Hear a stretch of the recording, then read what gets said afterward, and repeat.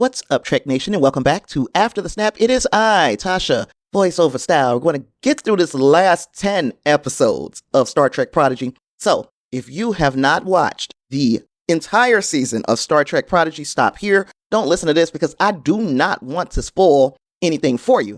I'm going to get into a few spoilers, but this is going to be a very rough overview of the second half of the season and what I like and what my hopes are for this series. So, you like to know how I feel about Star Trek Prodigy? Then let's go. Okay, the first half of the season ended with us realizing that Wesley Crusher was the mysterious stranger who was bringing everybody together and helping our cadets along. Like I'm sure I mentioned in the previous review, they made Wesley Crusher relevant in this season. We also got an opportunity to see Bev Crusher. Bev was talking to Admiral Janeway. And Admiral Janeway let Bev know, hey, we ran into your son. And the hope is that he will return at some point to see you. But the reason why he is so interested in saving this particular timeline is because this is where his mama is. All of the things that we kind of hoped we would get in live action Star Trek, we're getting in Star Trek Prodigy. And that had been the plan from the beginning. The Hageman said Wesley was the original Prodigy. He was always supposed to be a part of Star Trek Prodigy. And using him in this manner is very satisfactory. We got to see Wesley Crusher basically channeling the Doctor from Doctor Who, and he did a fantastic job. This is the type of stuff Will Wheaton was made for. He sold the character, but I've talked about it at length in the other review. This is just me reiterating how fantastic it was to see Wesley. So again, a lot of timey-wimey stuff happened in the second half of the season, no more than the first half, I'm sure, but a lot went on, specifically when we went to the Mirror Universe and we got to see Mirror Janeway. We heard word of Mirror Tuvix. We got to see Mirror Chakotay replete with the goatee, because the goatee is what makes you evil.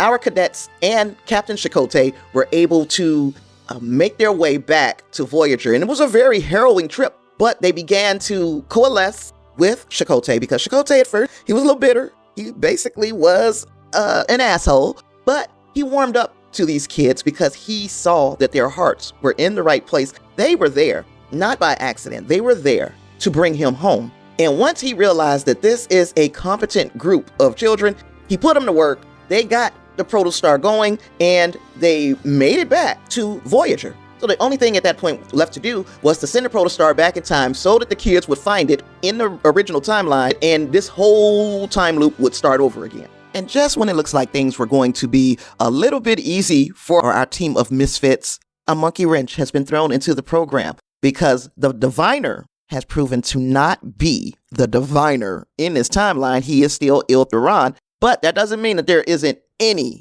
evil Val Nakot still out there. So you got to remember, Essentia she still exists. In fact, she is now entering the chat. Remember Essentia because she was once posted to the Voyager underneath Admiral Janeway. But now she is a full villain. She's entered her full villain arc, and her intent is to make sure that there are no peaceful negotiations between the Federation and Solum, and to also become pretty much the dictator of the planet. And in order to secure her future the way she wants it to be, she decides that she is going to initiate a war versus the Federation. And that is the arc of our final 10 episodes of Star Trek Prodigy for this season. Hopefully it's not the final, but it is the final for this season. We enter a pretty much a Cold War with Essentia, and Solum is being held captive by her freaking maniacal turn that she's taken. And I guess she's always been a little weird, but she went full Hitler on our asses. And by that, I mean, she didn't care how she ruined subspace, how she affected timelines. She cared about nothing but preserving herself. And in trying to preserve herself, she was going to destroy Solum. Our kids catch back up with Wesley Crusher, and everything was going to his plan. He even intended to be caught by Essentia and her henchmen until he met back up with these kids. And then the opening up of all of these wormholes went completely against the future that he had already envisioned. So now he was in a position where he was blind, flying blind, because he did not know how shit was going in. And now Wesley is like, oh, shoot, now I've got to help you guys, and I don't know how to help. But Wesley being Wesley is what helped. We got to see Okana again. He made a cameo. This animated series has done more, in my opinion, to give us fan service, but also it's not just fan service. It is actually helping to move the plot along. It's not Wesley Crusher showing up at the end of Star Trek Picard saying, hey, I'm a traveler. No, Wesley Crusher has an arc in this season, and I enjoyed it. And I know I'm making it all about Wesley, but of course I'm an old head. Of course I'm going to make it about Wesley because it was put there in order to attract this older audience and to also reel in a younger audience. And I can honestly say, I got 2 grandchildren. One is going to be 1 soon. The other one is going to be 2 soon. Number one, they love the intro. They stop whatever they're doing when the intro comes on. But they also sat down and watched some of these episodes with. So it is speaking to a younger audience. Of course, this younger audience doesn't understand what the hell they're watching, but it drew them in. They watched it with me for a little while, at least 3 episodes straight. And my granddaughter, who is the 1-year-old, she watched the last episode. She watched the finale with me. Now, she doesn't understand A from B and none of that, but the animation, the music, and all of that stuff did draw her in. The storylines are a bit more mature than what she would probably be needing to understand anyway, but this felt good to me because it's Star Trek with my grandchildren. This is what I dream of, Star Trek with my grandchildren, y'all. We saw Tribble. We saw Klingon.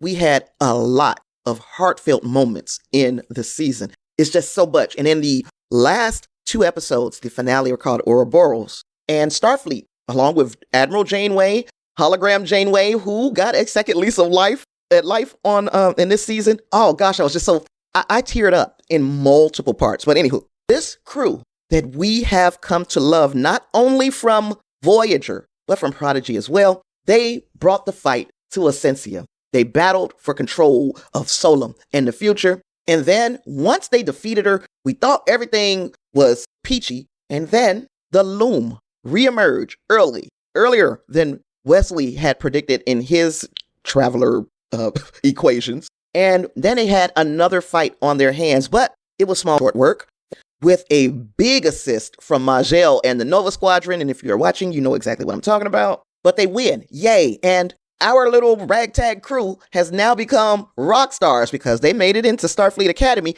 But they always bring out Jellicoe to give bad news. And Jellicoe is Admiral going Admiral, right? Admiral is going to Admiral. So Jellicoe says, he brings the bad news that, hey, a war has broken out on Mars. Yeah, you heard me. They're tying this thing in with Star Trek Picard first season. A war has broken out on Mars between the synths and everybody else. The Romulan evacuation ended up being halted, and they had decided to abandon exploration and academy training. But Vice Admiral Janeway stood her ground. Now, she had attempted to retire after the events of this timey-wimey, weebly-wobbly stuff that happened. She was like, look, I had it with this shit. It's time for me to retire. She tried to retire. She gets called out of retirement because of the situation on Mars. But she also used that opportunity to go to bat for the original ideals of the Federation. She wanted to make sure that exploration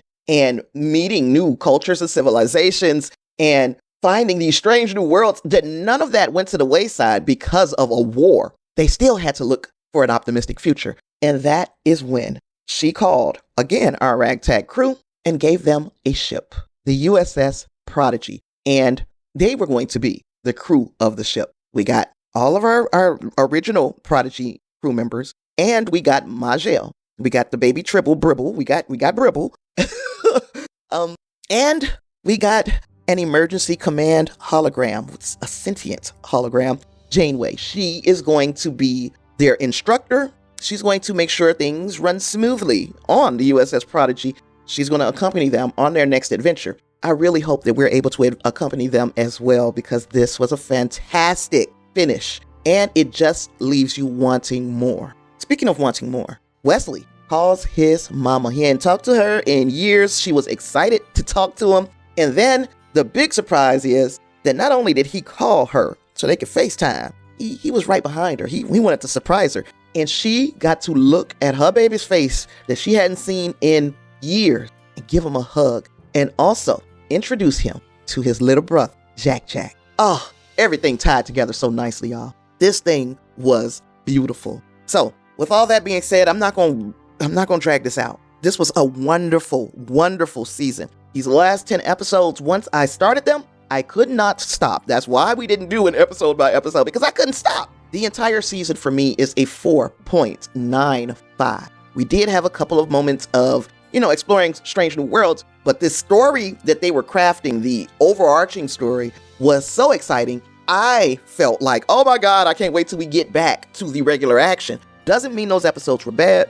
It just means that it slowed things down just a little. And it doesn't matter, 4.95 is damn near perfect. And that's what Star Trek Prodigy is and has been and hopefully will be. So we need to make sure we continue to make noise about Star Trek Prodigy and what it means to the fandom and what it means to the future of Star Trek and what it means to just plain good, wholesome TV, because that's exactly what it was, y'all. Let me know down in the comments what you guys thought of this season of Star Trek Prodigy.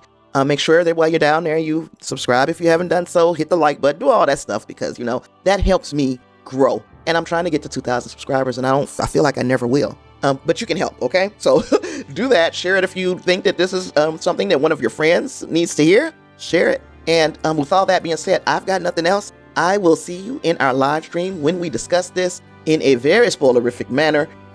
We're gonna push that out a little bit because I don't want to spoil for people who are watching it a little slower than what I did. So thank you for being here. Thanks for joining me this season of Star Trek Prodigy. And hopefully, I'll see you in the next. Live long and prosper.